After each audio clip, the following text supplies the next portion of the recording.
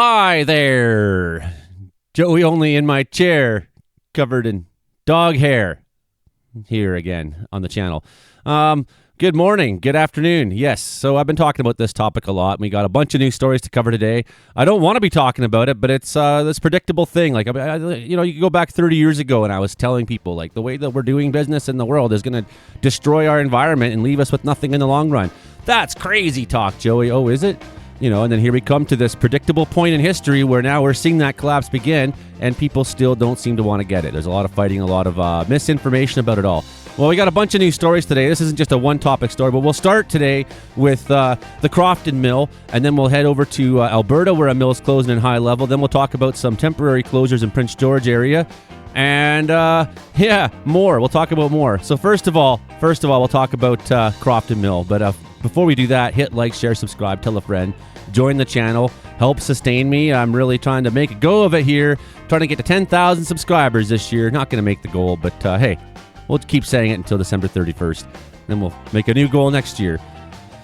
Okay, that's the intro. Let's go. There it is. This is bad news. My God. Not right now. Anything could happen. Get on! Wow. I'll watch the video later. Hey, try mopping this. Okay, I'm going to show you this article that came out yesterday. What David Eby was saying, because he did say we'll do whatever we can to preserve the Crofton Mill site. He said that, but then he also said, well, we're not going to cut down old growth trees to make pulp, which is, he's right. It's insane. We're coming down like the last fractions of our remaining old growth stands, and like, well, we're running out of wood. We didn't know this would happen. I guess we got to go cut the old growth. Like, no, because you're just going to run out of wood again. It's going to keep happening. You're just delaying the inevitable. And then you leave us with nothing in the end. The corporate guys walk away with their pockets full, and the workers get nothing. They get let go in the end when we come back to the same point. So we got to innovate. We got to change the way we do forestry. We got to change our thinking. We got to change the whole philosophy about how we're doing business in British Columbia. That's my belief, and I am correct on that. And anybody who's deeply educated environmentally and industry-wise would probably come to agree with me. And now industry people won't agree with me who are just industry people, because they'll say, well, we got to keep logging going, the jobs. And, they got all kinds of ways to squirm out of this discussion, but we're going to go right at it. So first of all, talking about David Eby, Premier here, he's okay. Like, I'm not a fan. I don't hate him either. I got criticisms. They're okay. But I like this. Pulping old growth is a temporary strategy at best, and we need a long-term strategy. Okay, good. I like that. That's what he's saying. So anyways, if there's something else we can do, absolutely. He told an unrelated news conference earlier Wednesday, but the idea that we would pulp old growth in order to buy a little bit more time is not a solution we're looking for. That's just doing more of what we've been doing, and then we still come to the same place in the end. We try, here's the lie, like, what's a renewable resource? But we realize, like, now we've planted trees all over BC, and they're not ready. They're not good quality wood. So, like, our long-term sustainable solution needs to replace this attitude, because we're coming to the end of the high-quality BC timber. We still got wood, yeah, lots of it. Is it that good, high-quality BC timber? No, it's not. We got to let everything grow. We got to start going selective. We got to rethink how we're doing things. So he says, I accept that there are key restrictions on harvesting old growth, cutting down old growth trees that have driven up the price and access to fiber. I believe this is a necessary decision, the Premier said. Pulping old growth is a temporary strategy at best. In 2023, the feds and provincial government combined $18.8 million for the Crofton Mill to aid in the production of water-resistant paper packaging. So we gave these people millions of dollars. This company that made $7 billion last year, Domtar, they made $7 billion, but still, they sucked off the government tit. They sucked off you and me. They sucked off our taxes to get $18.8 million, and 2 years later turn around and say, oh, well, it's not affordable for us. If you're not going to bail us out again, we're out of here, right? So, for various reasons, Domtar was unable to take advantage of that, said Eby. I don't fault them for that. I do. Ward Starmer there, he's the MLA from the BC Conservatives that called the mill's closure a 5-alarm dumpster fire, and he's right about that. It's operated for 70 years. Be the smartest person in the room. I'm the only person in the room. I'm already the smartest person in the fucking room. And even when there's people in the room, I'm often the smartest person in the room. Go away, Times columnist. I'm trying to read your article. Okay, 70 years. 4 mills closed in the last 4 weeks in BC, while the province has the power to reduce administrative costs, approve permits faster, and streamline access to fiber. He's saying that, but those are just more of the same. And what I heard Starmer say last week that I liked is actually what David Eby was just saying, which is we need a long-term solution. So, I mean, I'd like to see Starmer get off this kind of like political line and start talking about the reality. You know, because when he talks about the reality, I'll give him credit and say, right on, man. We need honesty. The honesty that needs to be said here is that corporate domination of our forests is a disaster. It's a disaster for workers and our forest. Next story, but related. So EB's making sure we can't cut down old growth, so they say, but it's happening. It's happening. I mean, even the forests they're cutting back in the Cariboo back here are criminal. They're old forests. They're healthy, strong, good forests in weak soil compositions that aren't going to come back the way they were. Not for a very, very, very, very long time. You could go back there, plant a bunch of trees, 60 years, try to harvest them. They'll be shit wood. They'll be naughty. They'll be crappy. They'll have terrible grain.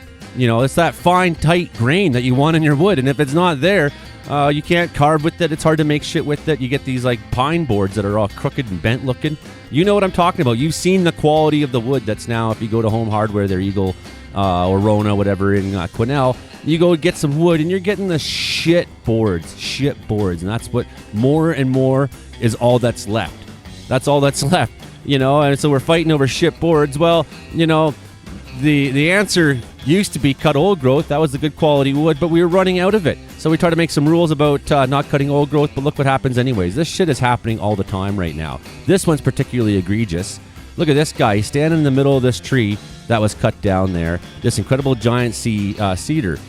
Joshua Wright there stands with yellow cedar tree in June 2025. Still intact in the summer of 2024. Black Creek was a unique place. It was one of the last intact valleys on Vancouver Island.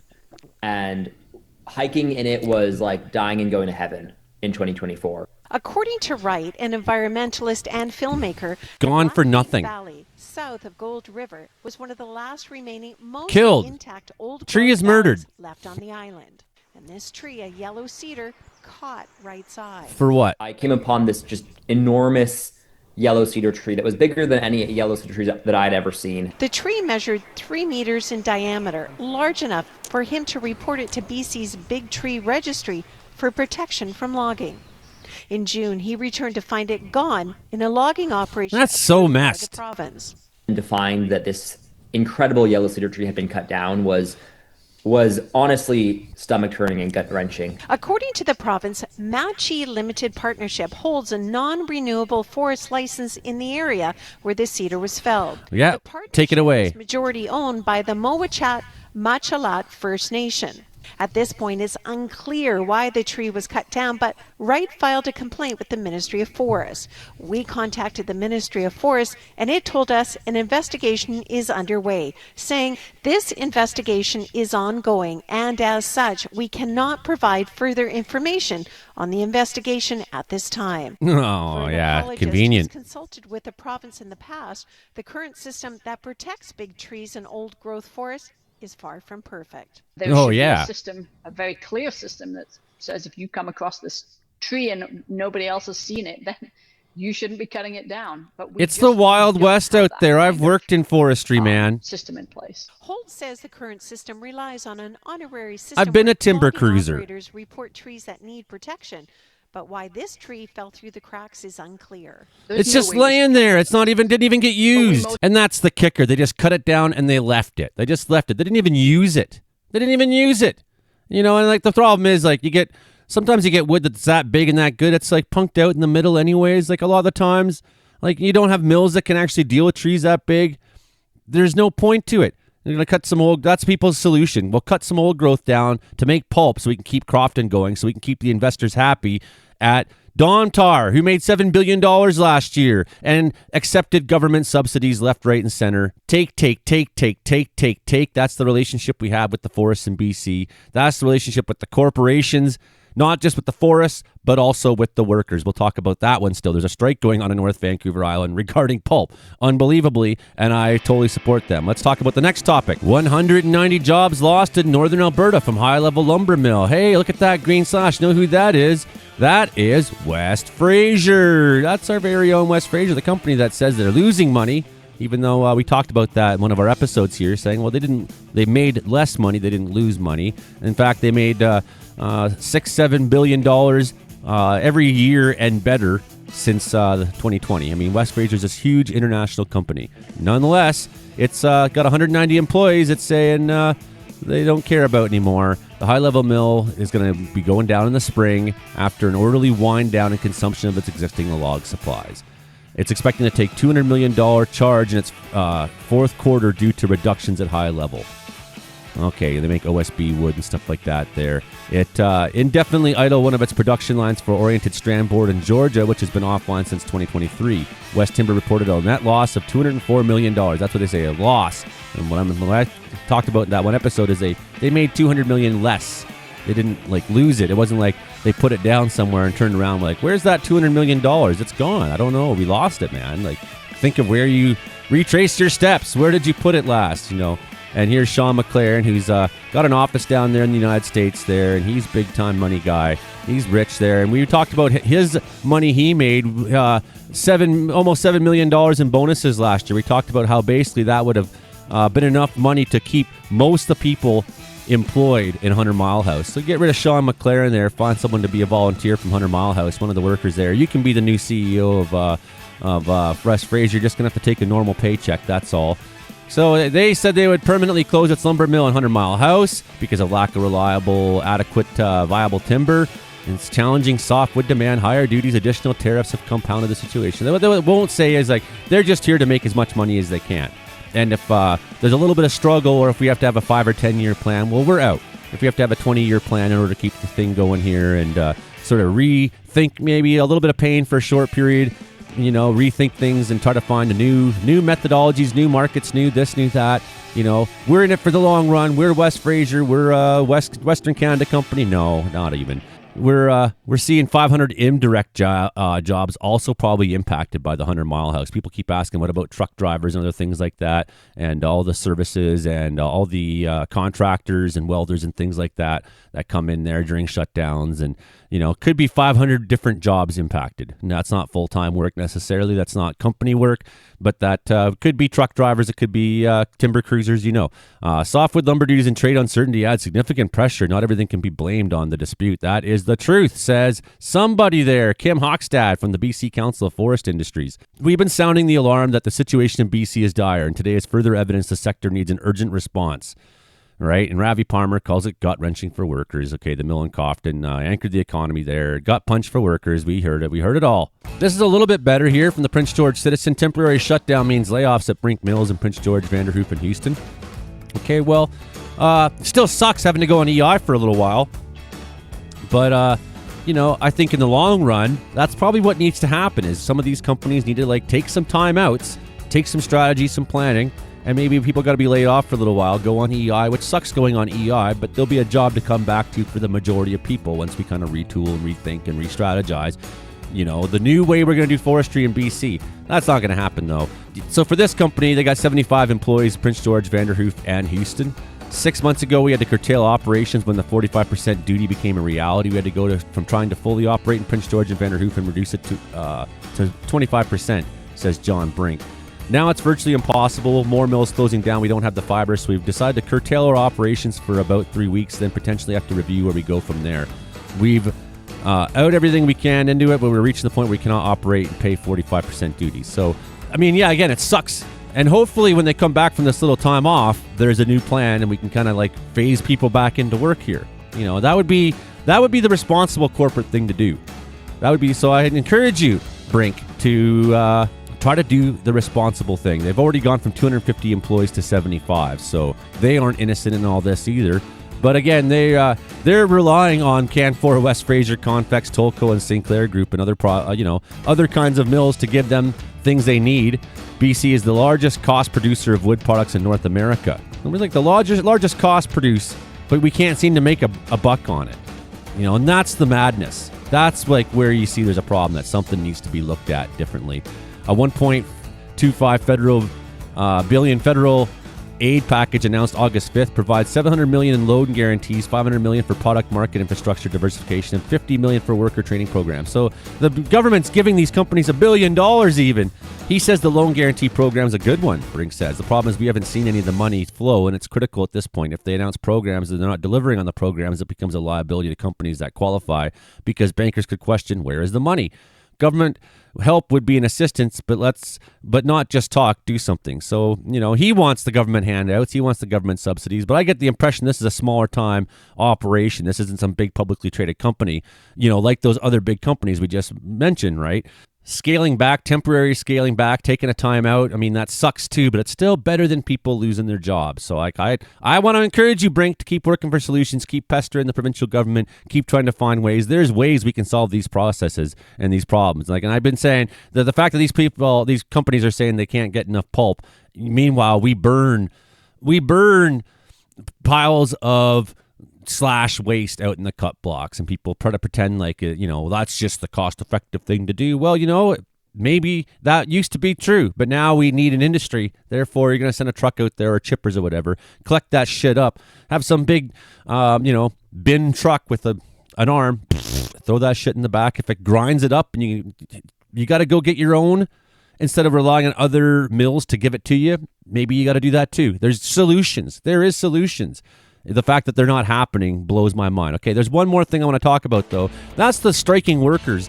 And, obviously why I support these striking workers in Vancouver Island is because we've seen what happens now if we just let the logging companies run amok.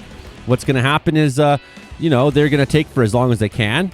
And then when they can't make the money they want to make, they'll cut their losses and move on and spend that money on something else. So they got 6 months here. This strike's been going on. 6 months. So we're talking about lack of fiber. Well, here's one reason there's a lack of fiber on Vancouver Island. There's 100 unionized North Island forestry workers on strike. And this is why you want to be in a unionized outfit, because it's the only protection you got from these big companies. Now, they've been without a contract for over 6 months, and they warn their employer they're united and will succeed in their demands. Both sides are blaming the other. The United Steelworkers marched to the Campbell River offices of Western Forest Products, where they held speeches. That's a huge company, Western Forest Products. The union filed a common employer application with the Labor Relations Board. We believe our members deserve the same collective agreement that all WFP members have there, Western Forest Products. So they got it's like a sub company that they're working for, but it's still a Western Forest Products company, and they're not getting the same deal. The union believes it will win, and it won't return to the bargaining table as long as LKSM wants to include the ability to contract non-union companies. So they want scab companies to come on in there, pay people less, treat people, give people less, and up their profits more. It's the same thing every time, right? And that's why, you're on strike against one of these big companies, whether it was you guys over at the mine outside between Quesnel and Williams Lake there at Gibraltar, who were on strike there not that long ago. And I know one of the union guys there, I said, good on you, get what you can get, because there's millions and millions and potentially billions of dollars going around. And it's ending up in the pockets of these investors and these big-time money people. Even the CEOs putting $7 million in their pockets of some of these companies like West Fraser. And in the end, you get nothing. They cut as much as they can. And when they're done, when they say they can't make enough money, there's not enough wood, or they've taken too much, so now that the industry has crippled itself by eating too fast. And, who's the person who suffers in the end? It's you and your family. And they say, well, hope you enjoyed your time at 100 Mile House. Go find a new town to live in. There's no work here for you anymore. If the employer succeeds, look out, because it's going to open up the door, and every employer is going to undermine collective agreements, not just in forestry, but in all of our sectors, says Al Bieksa, president of Steelworkers 2009, who was visiting the Lower Mainland in a show of solidarity. The union says the two sides could reach an agreement tomorrow if the company took contracting off the table, and adds it's not lost on them that multiple Vancouver Island mills are shut down, blaming a fiber shortage. And here's this one company has millions of cubic meters behind picket lines and should be flowing to those mills for the sake of a company trying to get contracting out of it. So no one talks about this. I don't know how much Crofton Mill got from these people, but I mean, hey, there's fiber, and it's sitting behind a picket line because the company doesn't want to, because a greedy company doesn't want to make good with its workers. And that's when you see exactly how insane the industry is and how insane these rich bastards that run it really are. That's my show for this afternoon. Heading to Ontario pretty soon. Be, running out of these kinds of episodes for the next little while. But hit like, share, subscribe. Keep coming on by. Gonna have some really good content for you during my trip, I promise you. Okay, everybody, we'll talk to you later. Ciao.